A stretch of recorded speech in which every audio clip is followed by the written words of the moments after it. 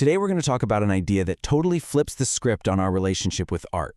We're taking it from something you just, look at to something you can actually wear and maybe even become. Right, so think about it. When you go to a museum or a gallery, what's the drill? You stand back, you look, you think deep thoughts. Traditionally, art is this thing you observe. It's over there and you're over here. A beautiful object, totally separate from you. But what if we just erase that line? What if, instead of just staring at a painting, you could wrap it around yourself, move with it, dance with it, and in that very moment, you become a living, breathing part of the art itself? To get where this wild idea comes from, we have to go back to the late 1960s, to Brazil. The country was just simmering, caught between some serious political tension and this incredible, explosive creative energy. And this is the story of a cultural revolution called Tropicalia. Tropicalia, or tropicalism, wasn't just an art movement, it was a cultural explosion.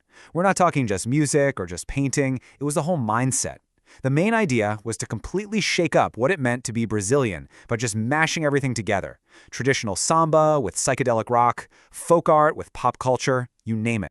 And this album right here? This was pretty much ground zero. It dropped in 1968 and was basically the movement's musical manifesto. You had artists like Caetano Veloso and Gilberto Gil on there, and its wild, eclectic sound officially kicked the whole Tropicalia thing off. After this, the idea just spread like wildfire into art, fashion, everything. Now it's so important to get the context here, because this was not happening in some peaceful, happy vacuum. A military dictatorship had taken over Brazil back in '64, and things were heavily censored. So out of all that political darkness, you get this defiant, incredible burst of color and creativity. Tropicalia wasn't just art for art's sake, it was a rebellion. So how did they do it? Well, the whole philosophy was built on this powerful, provocative idea from decades earlier called Anthropophagy, which literally means cultural cannibalism. And the concept is just fantastic. Instead of pushing away foreign culture, Brazil should just eat it, devour American rock and roll, European cinema, avant-garde art, and then digest it all into something completely new, something unmistakably Brazilian.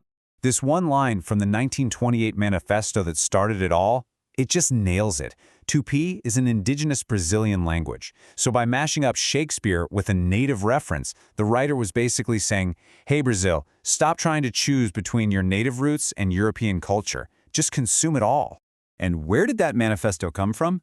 Believe it or not, it was all inspired by this very painting. This is Aboparu.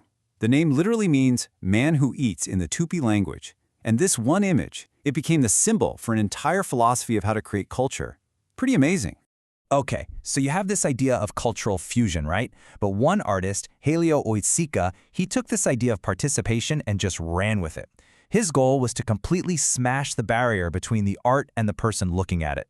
He had this concept he called anti-art. Now that doesn't mean he was against art. It's actually the opposite. He wanted to liberate it. He felt that for art to be truly alive, it had to break out of the quiet, sterile museum and get mixed up in the messy, loud, vibrant chaos of real life. So this led him to create the Parangonet. The word itself is slang for a moment of sudden excitement. And a Parangonet is a wearable thing. Could be a cape, a banner, even a tent. But here is the magic trick. The object itself isn't the final piece of art. The art only truly exists when you put it on and start moving. The viewer becomes a creator. You see, Oiticica was totally inspired by the raw energy of the samba dancers in Rio. He wanted to bottle that spirit. A parangole isn't supposed to be hung up or put on a mannequin. It's meant to be felt through dance. It turns the person wearing it into a living, moving sculpture, and it makes art this fun, social thing we can all do together. And what was the ultimate goal here?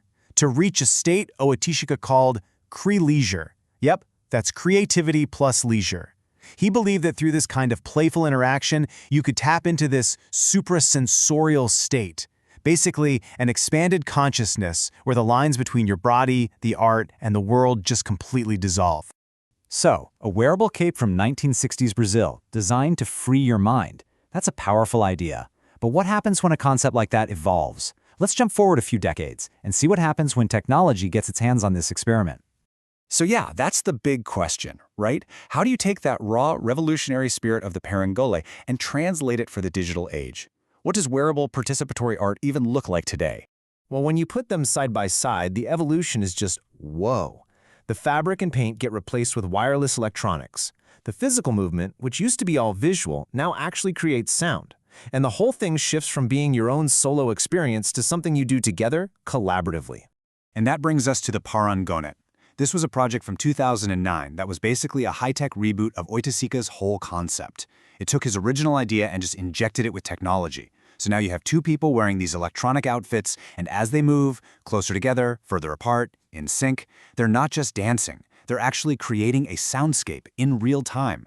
Their interaction is the music. The Parangonet is really just one example of a much, much bigger idea. It's pointing to a future where our clothes aren't just stuff we wear to keep warm, but an active interface between us and the world. For instance, check out the Tyknam hat, another project from the same creator. Those feathers are hooked up to a radio frequency detector, so when it picks up signals from stuff like cell phones or Wi-Fi, the feathers actually twitch and move. The hat is using clothing to make the invisible world of signals around us totally visible and real. How cool is that?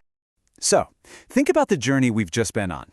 We went from Tropicalist's philosophy of eating culture to Oiticica's wearable capes, all the way to today's smart electronic clothes. The technology keeps changing, but that core idea, it's as powerful as ever. Art is not some static thing to be consumed. It's a living, breathing experience, and we, the audience, are actually a crucial part of its creation.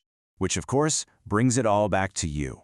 This whole journey, from a painting on a wall to a smart device on your body, it's all about turning spectators into creators.